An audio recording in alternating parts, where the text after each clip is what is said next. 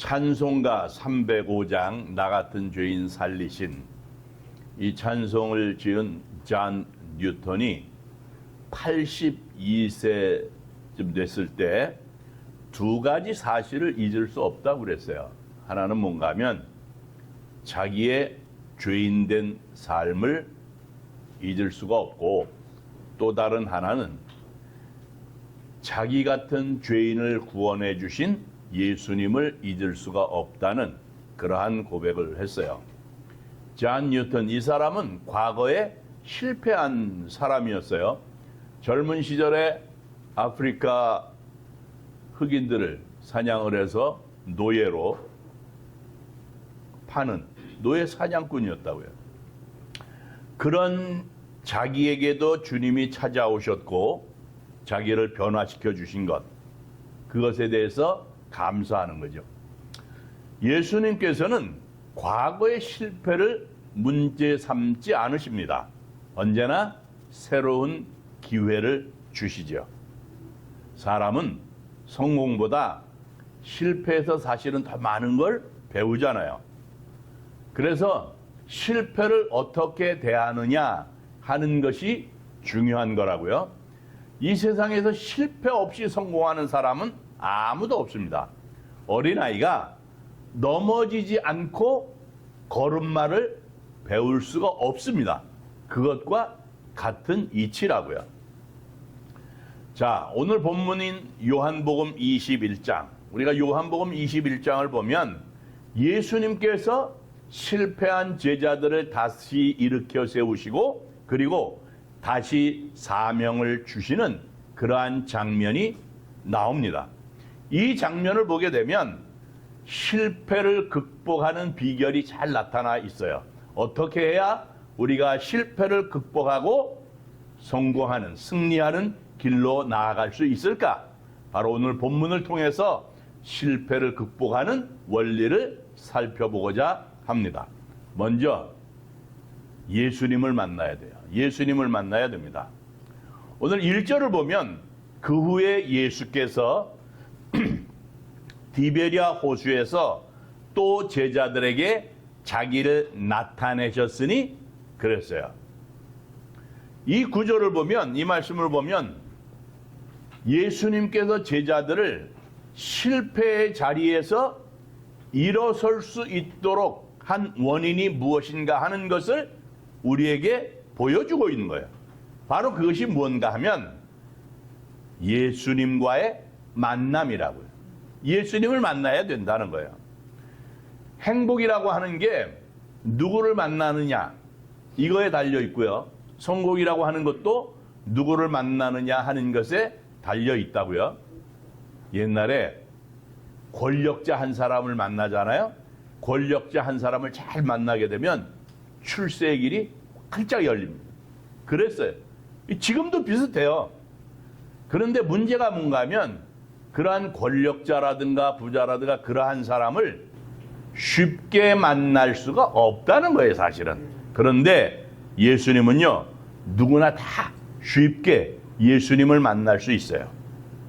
예수님과의 진정한 만남, 그 진정한 예수님과의 만남을 가질 수만 있다고 한다면 그 인생은 분명히 획기적으로 변화가 된다고요.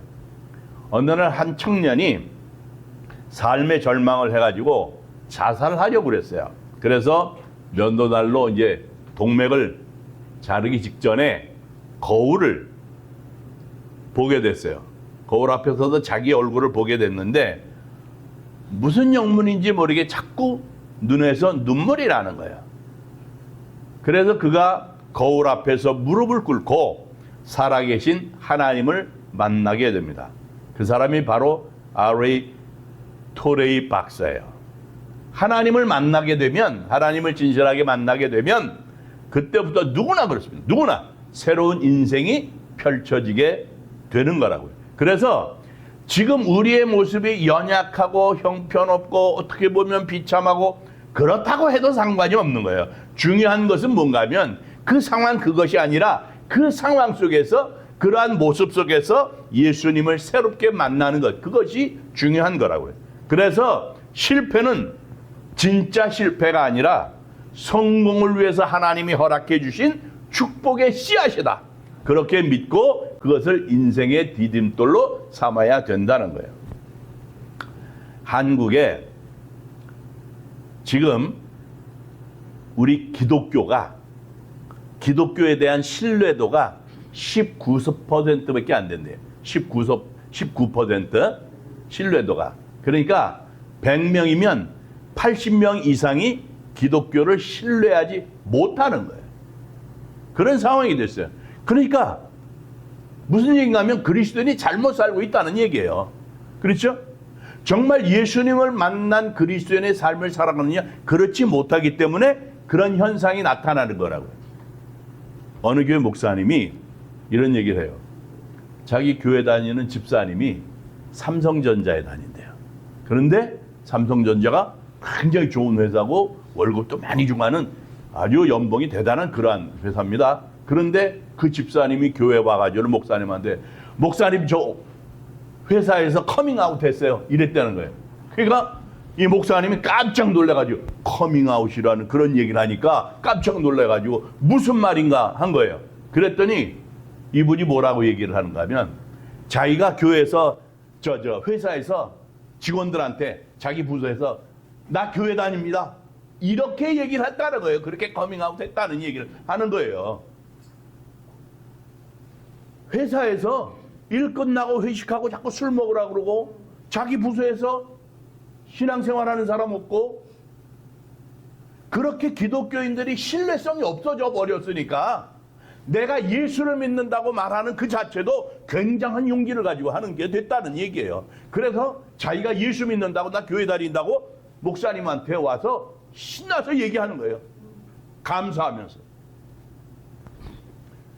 세상이 정말 예수 믿는 사람들이 예수 믿는 사람으로서의 모습을 제대로 보여주지 못하니까 정말 예수님을 믿는 사람으로서의 모습을 보여주지 못하니까 실패의 삶을 살 수밖에 없는 거예요. 그래서 중요한 것은 뭔가 하면 예수님을 만나야 된다는 거예요. 예수님을 만나야 된다는 거예요. 그 다음에 꿈을 새롭게 해야 돼요. 꿈을 새롭게 해야 되는데 오늘 1절 말씀을 다시 보게 되면 제자들이 부활하신 예수님을 다시 만난 장소가 어딘가 하면 갈릴리 디베리아 호수라고 그랬어요. 그러면 어떻게 해서 갈릴리 디베리아 호수에서 부활하신 예수님을 다시 만날 수 있었을까 하는 건데 앞에 요한복음 20장을 보게 되면 부활하신 예수님께서 제자들이 예루살렘에 있을 때 그들에게 찾아오신 장면이 나와요. 처음에는 예수님께서 제자들에게 찾아오시는데 도마가 없을 때 찾아오셨어요. 그리고 일주일 후에 도마가 있을 때 예수님께서 제자들에게 찾아오셨어요. 정말 아주 감격적이고 환상적인 그러한 모습이죠. 그렇게 제자들을 만나주신 주님께서 그 다음에 신비하게 사라지셨단 말이에요. 자, 주님께서는 예전에는 사실은 제자들과 늘 함께 하셨잖아요. 그런데 부활하신 주님께서는 신비하게 나타나셨다가 사라지고 다시 나타나셨다가 사라지고 그러는 거예요. 제자들은 부활하신 주님과 계속해서 신비로운 만남을 가지고 싶죠. 그런데 도마가 있을 때 만난 그 만남 이후로는 한동안 나타나지 않으셨다고요. 그러다 보니까 이들이 자기들 나름대로 생각을 했겠죠. 주님을 만나면 정말 좋은데 힘이 생기는데 어떻게 하면 우리 주님을 다시 뵐 수 있을까? 그때 제자들에게 스치는 생각이 있었을 거예요. 예수님이 잡히시기 전에 다락방에서 최고의 만찬을 하시고요. 감람산으로 가시면서 제자들에게 하신 말씀이 있는데 그것이 생각나요. 그때 예수님께서 뭐라고 말씀을 하셨는가 하면 마태복음 26장 32절인데 내가 살아난 후에 너희보다 먼저 갈릴리로 가리라 그렇게 말씀을 하셨다고요.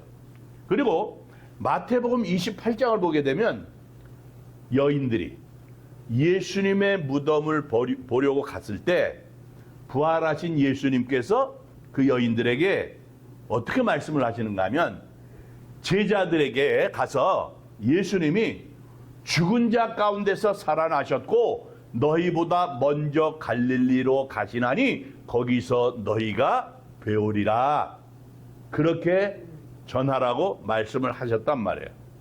그 말씀을 기억하죠. 이런 말씀들을 기억을 하고 제자들이 예루살렘을 떠나서 열심히 걸어가지고 갈릴리, 북쪽 갈릴리로 갔다고요. 그러면 왜 주님께서 제자들에게 먼저 갈릴리로 가겠다고 말씀을 하셨을까? 이 말씀은 갈릴리에서 예수님께서 너희들을 만나 주겠다고 하는 그런 말씀이잖아요. 결국 제자들이 갈릴리 디베리아 호수에서 우리 주님 예수님을 만나고 거기서 다시 사명을 받고 예루살렘으로 돌아오지요. 그리고 사도행전 1장을 보게 되면 특별히 11절부터 12절을 보게 되면 제자들이 지켜보는 그러한 상황에서 예루살렘의 감람산에서 예수님이 승천하신다고요. 그러면 왜 굳이 갈릴리에서 부활하신 주님을 다시 만나야 할까? 그런 거죠. 그냥 예루살렘에서 제자들에게 사명을 다시 주셔서 사명을 다시 새롭게 하시고 그래도 될 것 같은데 왜 굳이 그 먼 갈릴리까지 가서 만나겠다고 하시는가 하는 거로. 왜 그 먼 갈릴리로 가고자 하셨을까? 왜 거기서 새롭게 사명을 주고 다시 예루살렘으로 돌아오게 하시는가? 그 이유가 있어요. 제자들에게 사명을 새롭게 하시기 전에 그들이 꿈을 새롭게 하든 그들의 꿈을 새롭게 하시기 위한 조치라고요. 이 갈릴리는 원래 이들이 자란 고향이잖아요. 그들의 자기들의 잡이 있었던 그런 곳이잖아요. 물고기 잡고 그랬던 사람들이라고요. 그리고 거기서 예수님을 만나고 꿈을 가졌다고요. 그래서 갈릴리는 꿈의 고향이라고 얘기할 수 있죠. 처음 예수님을 만나고 나서 꿈을 꾸기 시작을 하는 거예요. 그래서 예수님을 만나고 나서 이 제자들이 어떠한 고난도 견딜 수 있는 꿈, 그 아름다움, 그런 것들이 서려 있는 그러한 곳. 그래서 예수님께서 제자들의 꿈을 새롭게 하시고자 하시는 거예요. 그런 다음에 사명을 새롭게 주시기 위해서 그 먼 갈릴리로 가게 하신 거였다고요. 자, 그러면 여기서 무엇을 우리가 생각할 수 있을까? 깨닫게 되는가 하면 우리가 실패를 극복하기 위해서는 먼저 꿈을 회복해야 된다는 거예요. 아무리 힘들고 어려워도 꿈을 잃지 말아야 되겠다는 거예요. 이 상황이라고 하는 것이요, 비관적으로 생각하잖아요. 그러면 그것이 비관적으로 된다고요. 비관적으로 생각할 때만 비관적으로 되는 거예요. 아무리 어려워도 꿈을 잃지 않고 희망을 가지게 되면 반드시 희망적인 상황으로 펼쳐지게 돼 있다고요. 비관적으로 생각을 하게 되면 모든 것이 다 비관적으로 보이잖아요. 그래서 가나안 땅을 정탐하고 돌아왔던 사람들이 부정적인 보고, 부정적인 생각, 부정적인 사고를 가지고 부정적인 얘기를 하니까 백성들이 다 동요하고, 그러면서 자기들이 뭐라 그래요? 우리는 그들에 비하면 메뚜기에 불과하다는 거 아니에요. 부정적인 시각을 가지고 부정적인 것만 보니까 결국 자기들은 메뚜기만도 못한 존재가 되고 마는 거예요. 살다 보면 깊은 수렁을 만나기도 해요. 그럴 때라고 할지라도 꿈과 희망을 포기해서는 안 된다는 거예요. 그 불행이 우리의 꿈과 희망, 이러한 것들을 지배하지 못하게 해야 된다는 거예요. 부정적인 사고 이런 것들이 우리의 삶을 지배하게 해서는 안 된다는 거지. 항상 밝은 생각을 할 수 있어야 된다. 밝은 환경을 만들고 할 수 있다고 하는, 할 수 있거든이 무슨 말이냐. 내게 능력 주시는 자 안에서 모든 것을 할 수 있다고 하는 믿음을 가지고 나가게 되면 어두운 그러한 곳이 빛된 곳으로 바뀌어진다. 어두운 생각이 어두운 환경을 만드는 거예요. 그래서 어려우면 어려울수록 더 찬란한 꿈을 꿀 수 있어야 돼요. 링컨이 하원 의원 선거에 떨어졌지요. 상원 의원을 꿈꾸고 또 떨어져요. 부통령을 꿈꾸죠. 또 떨어져요. 대통령을 꿈꾸고 결국 대통령이 됐어요. 우리나라 속담에 이런 게 있습니다. 오르지 못할 나무는 쳐다보지도 말라고. 그런데 가만히 생각해보면 별로 좋은 것 같진 않아요. 오르지 못한다고 쳐다보지도 못하나? 그래도 계속 쳐다보게 되면 꿈이 생기고, 꿈이 생기면 길이 보일 것이고, 길이 보이면 도전하고 싶은 마음도 생길 것이고, 도전하면 반드시 발전이 있게 되는 거라고요. 그 다음에 다시 일어서야 돼요. 세 번째, 다시 일어서야 됩니다. 오늘 1절 말씀을 보잖아요. 그러면 또라고 하는 단어가 있어요. again, 또라는 말, 다시라는 말이잖아요. 굉장히 좋은 말이에요. 우리 주님께서 우리의 연약함을 너무도 잘 아시잖아요. 그래서 주님께서 연약한 우리를 보시고는요, 다시 기회를 주신다고요. 그렇기 때문에 실패 앞에서 끝났다, 마지막에, 이런 생각을 버려야 된다는, 그걸 딛고 최선을 다하게 되면 축복의 기회가 반드시 찾아온다, 이거예요. 자, 우리가 성경을 보면 성경은 실패한 인간들에게 다시 축복의 기회를 주시는 것이 계속 이어지고 있잖아요. 우리가 아는 대로 에덴에서 쫓겨난 인간들, 그러나 그들이 하나님 앞에 예배함으로 인해서 하나님이 그들을 다시 받아주시고 하나님과의 관계가 맺어지잖아요. 다시 기회를 주시잖아요.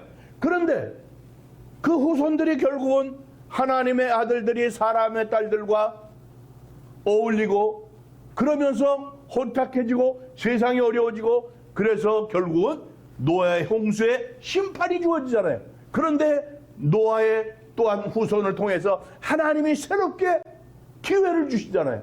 그런데 또 죄악이 점점 관영하더니 바벨탑 사건이 생기잖아요. 그래서 하나님이 그걸 다 흩어버리시고, 그리고 아브라함을 부르시고 아브라함에게 복의 근원이 되겠다고 하시면서 결국 예수 그리스도를 통해서 우리를 구원하는 놀라운 역사, 이거 보자고요. 하나님께서 실패한 인간들에게 다시 찾아오셔서 다시 기회를 주시는 그 구원의 역사가 계속해서 또다시 이어지고 있는 것을 보게 되잖아요. 누구나가 다 과거의 실패가 다 있습니다. 그러나 중요한 게 뭔가 하면 이제부터다. 늦었어, 이러지 말고 늦었다라고 생각할 그때가 가장 빠른 때라고요, 사실은. 그래서 새롭게 각오를 다지고 일어나야 되는 거예요. 그러면 아름다운 미래가 펼쳐지게 되는 거죠. 현대그룹을 창건했던 고 정주영 회장 있잖아요. 이분이 청개구리 때문에 성공했다는 그런 얘기가 있어요. 청개구리가 버드나무에 올라가려면 30번은 실패해서 기어이 오른다는 그런 얘기를 듣고는 결심을 했다는 거예요. 변덕 많은 청개구리 자식도 포기하지 않는데 나는 사람 자식인데 어떤 일이 있어도 내가 포기하지 않겠다. 그 결심을 마음에 품고 그래서 실패와 고난을 극복하고 결국은 현대그룹을 일으켰다는 얘기예요. 우리는 어떠한 실패 속에서 상황 속에서도 다시 일어나야 돼요. 그래야 나중에 후회하지 않습니다. 사람이요, 나중에 무엇 때문에 후회하는가 하면 다 지나오고 나서 사람들이 후회하는 게 있어요. 그게 뭔가 하면 실패해서 후회하지 않습니다. 그 실패 때문에 후회하지 않아요. 진짜 후회하는 이유가 뭔가 하면 왜 그때 내가 포기했지? 이거예요. 실패를 했죠? 그럴 때 내가 한번 해보자 하면서 다시 새롭게 다짐하면서 극복하고 일어났으면 될 것을 그때 포기했던 것, 그거를 후회해요. 저도 그렇고요. 여러분 마찬가지입니다. 혼자서 생각하면서 그때 왜 그랬지? 후회할 때 있어요. 그게 다 뭔가면 내가 포기했던 거예요. 더 다시 일어나, 다시 한번 이런 게 아니라 포기했던 거예요. 그래서 포기라고 하는 것이 가장 큰 실패고요. 가장 큰 패착이라고요. 우리가 실패 속에서 포기하지 않으면 주님께서 반드시 우리의 삶을 일으켜 주신다고요. 그리고 마지막으로 실패를 성화시켜야 돼요. 왜 주님께서 실패한 제자들에게 다시 나타나셨을까? 그 제자들에 대해서 예수님은 실망하지 않으시기 때문에 그래요. 그 제자들, 배신하는 그 제자들 큰 소리 뻥뻥 치더니 예수님 모른다고 3번씩이나 부인하고 저주하면서 부인하고 다 뿔뿔이 다 도망가고 말이에요. 실망할 만하잖아요. 근데 예수님 실망하지 않으셨다고요. 이 말이 뭔가 하면 예수님께서는 제자들의 실패를 이해하셨다는 거예요.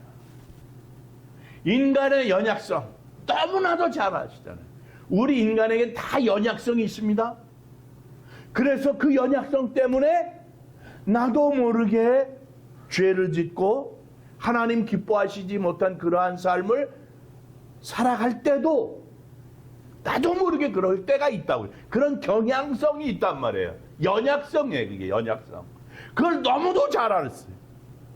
그래서 그 실패한 제자들, 그들의 실패를 이해하시고 그 실패에 너그러우신 거예요. 마찬가지죠. 그래서 우리 주님께서는 우리의 실패에 대해서도 주님이 다 이해하시는 거예요. 너그럽게 보신다고요. 그동안 내가 주의 뜻대로 살아야 되는데 그러질 못했어요. 그래서 하나님 앞에 훌면서 막 회개하잖아요. 하나님 용서해 주세요. 기도하면서 주님이 그러한 모습을 보면서 과거에 우리가 실패했던 그 모습을 다 기억을 하시지만 다 이해하신다고요. 우리의 연약성 때문에, 죄성 때문에 어쩔 수 없이 저렇게 됐던 우리의 모습을 주님이 긍휼히 여기시는 거예요.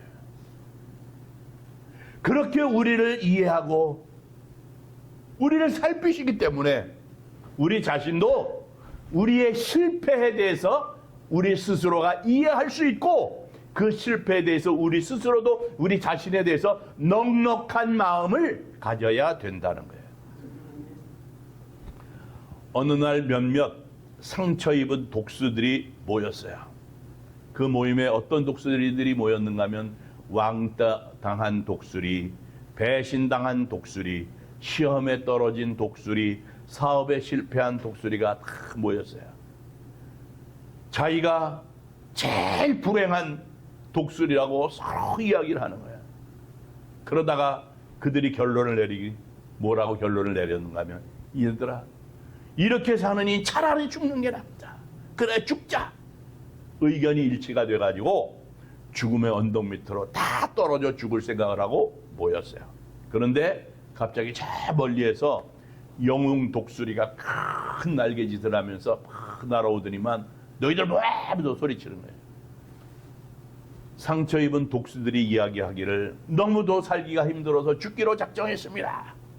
그때 영웅 독수리가 큰 날개를 펼치면서 온몸 곳곳에 상처난 것들을 보여주면서 얘기하는 거예요. 내 몸에 상처를 봐라. 이건 솔가지에 찢긴 거고 여기 핥혀진 자국은 다른 독수리들에게 핥혀진 거고 마음의 상처는 훨씬 더 많다. 상처 없는 새가 어디냐? 나자마자 죽은 새들만 상처가 없을 거야. 그러니까 자, 일어나서 날자. 인생에는요, 실패도 필요한 거예요. 실패를 해봐야 성숙하게 되는 거고요. 다른 사람의 실패에 대해서 관대해지게 됩니다. 인생을 살다 보면 실패 위기가 사방에 널려 있잖아요. 그 실패를 기회로 삼으면 되는 거예요. 그래서 우리는 그 실패를 성화시킬 수 있어야 된다는 거예요. 오히려 실패는 창조의 기회가 되고 성숙의 기회가 됩니다. 우리 기독교는요, 환경을 좋게 만드는 종교가 아니에요. 우리 기독교는 사람을 좋게 만드는 거예요. 사람을 개조해서 하나님이 받으실 만한 사람으로 만드는 것. 이것이 바로 하나님의 뜻입니다. 그래서 하나님은 실패도 있게 하시고 문제도 있게 하시고 깊은 절망을 체험하게도 하신다고요. 그러니까 이러한 모든 것들이 하나님께서 허락하신 실패이니까 반드시 그 다음 단계는 뭔가 하면 성공이라고 하는 거예요. 승리라는 거예요. 그래서 우리는 실패 속에서도 넉넉한 마음을 가지고 실패를 성숙의 기회로 삼을 수 있어야 되겠습니다. 우리의 삶이 힘들고 어려워요. 실패한 모습일 수 있어요. 우리의 자녀들이 그럴 수 있어요. 그렇다고 한다면 바로 성공이 바로 그 옆에서 기다리고 있다라고 하는 것을 기억할 수 있어야 됩니다. 그림자는요, 빛이 있어야 생기는 거예요. 다시 말하면 그림자가 있으면 어디선가 빛이 나를 비추고 있다고 하는 그런 얘기잖아요. 그렇기 때문에 어둠, 그림자 이런 거 타박하지 말고 몸을 돌려서 태양을 볼 수 있는 그러한 삶이 되어야 되겠습니다. 막힌 다음 정말 힘들고 어려운 장애물 그런 걸 다 넘어서 하나님의 사랑의 빛을 볼 수 있어야 되겠습니다. 그런 믿음으로 그런 마음을 가지고 승리하는 하나님의 백성들이 되시기를 주님의 이름으로 축원합니다.